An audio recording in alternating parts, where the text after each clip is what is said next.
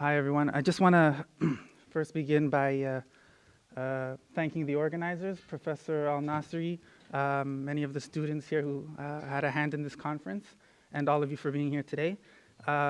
Also, I should note that, unfortunately, due to another engagement that overlaps with tonight's talk, I'll have to leave a little bit early, so I do want to apologize for that. And I'll also have to limit my remarks a bit as a result. So firstly, I just want to highlight the fact that what's happening in Egypt right now is part of a long and ongoing process that is far from complete.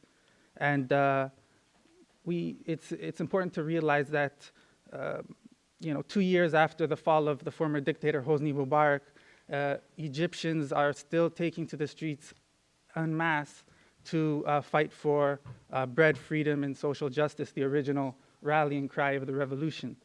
In fact, labor strikes, mass protests, and even ongoing clashes with the state security forces in opposition to the ruling regime have only intensified in recent months. Since coming to power, the first democratically elected president, Mohamed Morsi, has really failed to live up to the historic opportunity before him. He actually has done far more to consolidate his own grip on power and that of the Muslim Brotherhood from which he hails more than anything else. This really represents what many analysts have called the equanization or brotherhoodization of the state, in which many of the key government posts that until today remain unreformed from the previous regime have been filled by Muslim Brotherhood members or so-called adherents to political Islam or Islamists. And really what this does is reproduce the internal Muslim Brotherhood structure within the apparatus of the state, very top-down, bureaucratic, and demagogic to a large degree. So at the same time, it's also important to note that this has been since the beginning part of the Muslim Brotherhood's keys to success as players in the revolution. It's because of the fact that they were so much more organized than the rest of the sectors of civil society, grassroots movements, and political parties that they were really able to launchpad themselves into such a prominent role in the key phase of the transition process.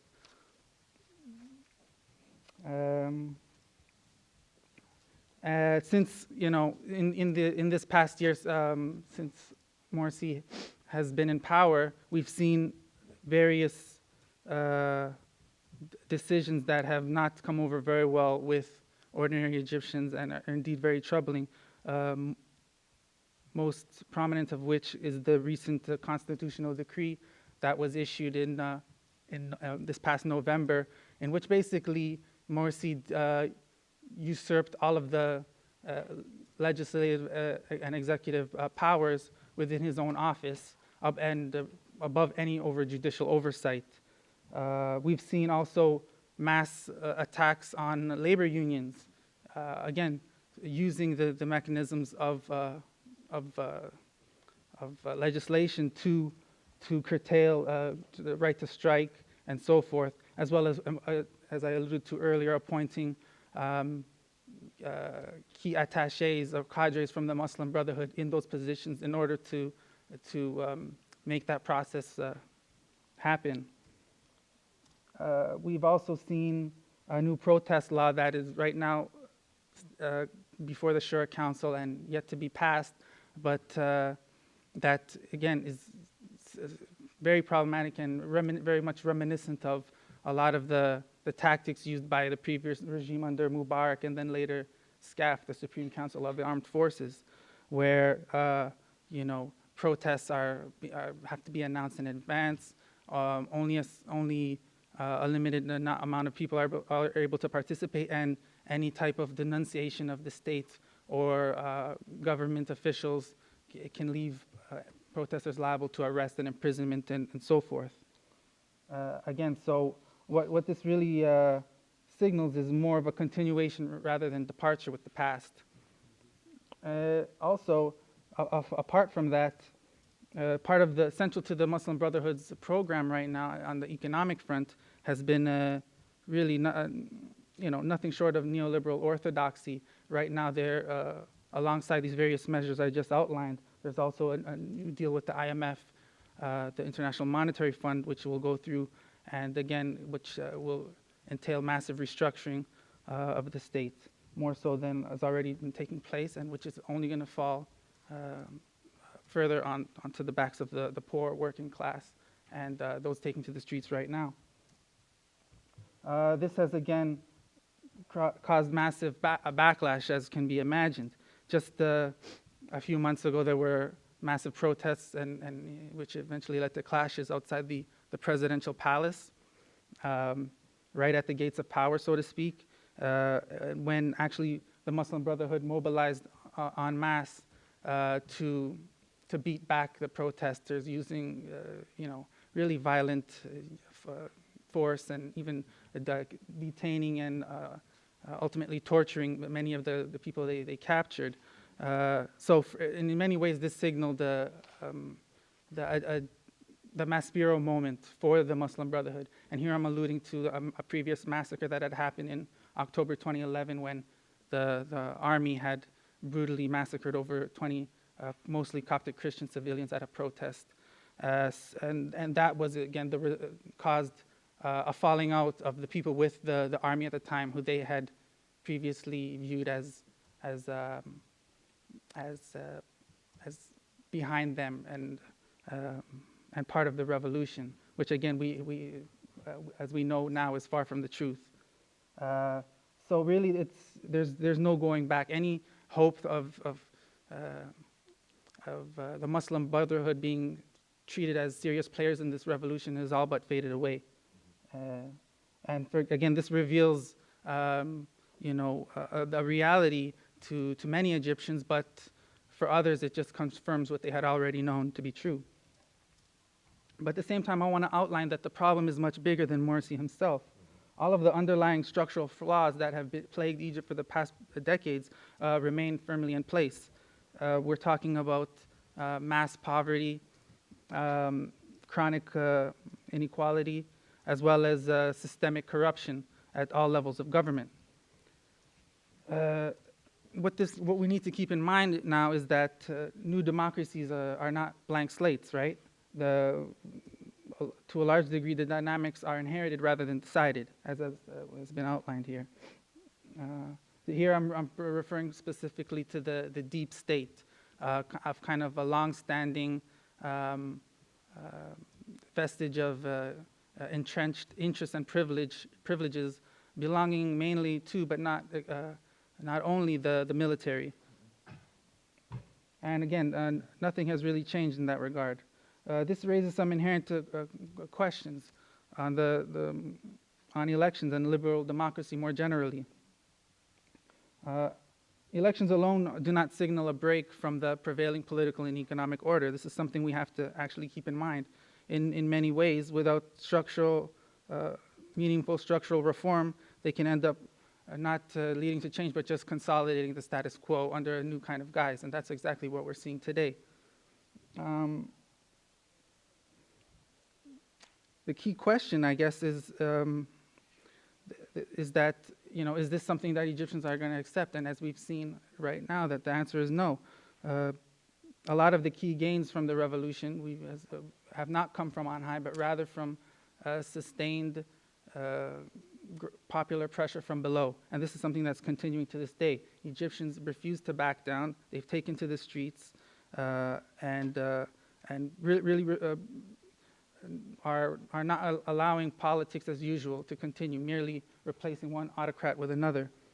I think this is a healthy sign to note, because it's taking place not in the context of a dictatorship or under Mubarak, or a transition being led by the military, which is part and parcel of that regime, but actually the first civilian democratically elected government.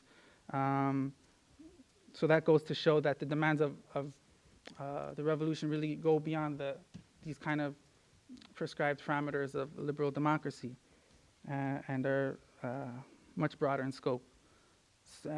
What are the role of these clashes that we've seen taking place? It's a somewhat divisive question, but I think one thing is for certain that they've done to a large degree, helped raise the price of dictatorship. They've made the status quo at present untenable and have disrupted business as usual. At the same time,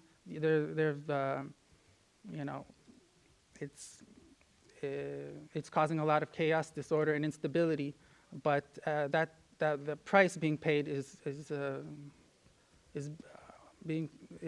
falling on the shoulders much more of the regime than the forces on the ground themselves, and that's something that must be noted. At the same time, the revolution has evolved, not only taking part in street clashes, but also various other forms of direct action, labor strikes, occupations, and the like. Even clashes themselves have now branched out from beyond Tahrir Square to actually, as I said, the gates of power at the presidential palace and also other cities. What does this suggest? To me, I think it says a lot about how Tahrir Square can no longer be considered the barometer for the depth and breadth of support for the revolution, and that it's actually spread much further, and not only in Cairo but other governorates as well. And this is a key point. Along with that, what we're seeing now is that people are no longer calling for the downfall of Morsi or the Muslim Brotherhood, but actually, as we've seen in places like Port Said, where things are really heating up, also in Mahala, a major industrial area where, key to leading the revolution in the early stages, and also Shubra, which is a district of Cairo, have called for autonomy or independence from the Muslim Brotherhood state. Now, all of this is taking place, of course, at a very symbolic level with very little practical ramifications on the ground, but I think these are huge turning points in terms of the psyche or overall level of consciousness of Egyptians and where they think this revolution is going, and the complete lack of faith in the state structures as they currently exist, whether dictatorship or nominally democratic. Again, also it's important to say that in terms of how far we've come, the euphoria of those original 18 days that finally led to the ouster of Mubarak have faded. In reality, the unity we saw in Tahrir Square during that time actually concealed far more than it revealed. People are no longer one hand, as the saying used to go. Egypt is a lot more polarized than it has ever been before. At the same time, this has meant shifting alliances over time, in which the protest movement on the ground is very fluid and situational. Whereas before, clashes in Tahrir Square and Mohammed Mahmoud Street directly off of it included the youth and also members of the Muslim Brotherhood. Now we're seeing a completely different dynamic taking place. And also now there are secular individuals who make up large sectors of the protest movement who wouldn't be considered revolutionary, but actually falul or remnants or loyalists to the old regime, merely because of the fact that they oppose the Muslim Brotherhood and are opposed to this Islamic style of rule, let's say, that is being currently implemented. So again, all of these pose us with very interesting questions to consider about what is happening in the revolution right now. To end, I just want to say, because I am pressed for time, that what's happening right now in Egypt is a very long, difficult, and oftentimes contradictory process. But the revolution is far from over. It's merely entering a new phase. But I think, as we've seen over time, 2 years in, that the fault lines now are clearer than ever, and this is something that should give us hope and optimism in the coming weeks, months, and years ahead. Thank you.